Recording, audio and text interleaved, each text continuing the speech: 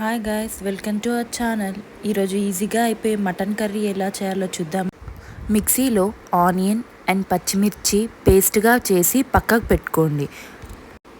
Stove on చేసి కుక్కర్లో అన్ని మసాలా ఐటమ్స్ వేసేయండి.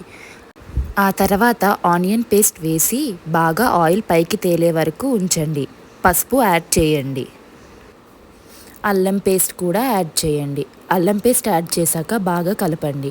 ఆయిల్ పైకి తేలే వరకు ఆగండి. కలుపుతూ ఉండండి అప్పుడప్పుడు. కొత్తిమీర వేసి తర్వాత మటన్ కూడా వేసి బాగా కలపండి. కలిపాక కొంచెం సేపు కుక్కర్లోనే ఉండనివ్వండి. ఉప్పు మరియు కారం వేసి బాగా కలపండి. మీకు తగినంత వేసుకోండి కారం. మీ టేస్ట్ బడ్స్ బట్టి వేయండి. కొంచెం కారం ఎక్కువైనా పర్లేదు, నాన్ వెజ్ కాబట్టి బాగుంటుంది.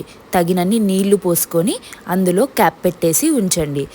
దాదాపుగా 6, 7, 8 విజిల్స్ వచ్చాక ఆఫ్ చేసుకొని చూడండి.